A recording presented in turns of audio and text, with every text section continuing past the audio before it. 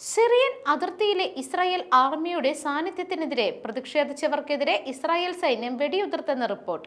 സിറിയയുടെ തെക്ക് ഭാഗത്ത് വെടിവെപ്പ് നടന്നതായി ഇസ്രായേലി സൈന്യം സ്ഥിരീകരിച്ചു.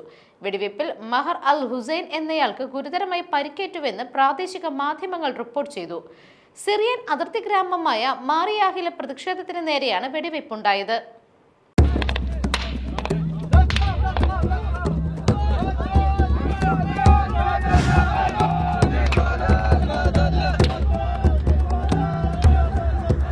പരിക്കേറ്റവരെ ആശുപത്രിയിലെത്തിച്ച് ചികിത്സ നൽകി വരികയാണ്.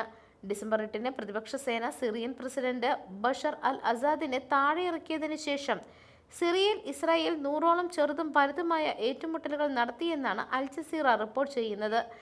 ഇതിനെ വിവിധ അന്താരാഷ്ട്ര സംഘടനകൾ അപലപിച്ചിട്ടുണ്ട്.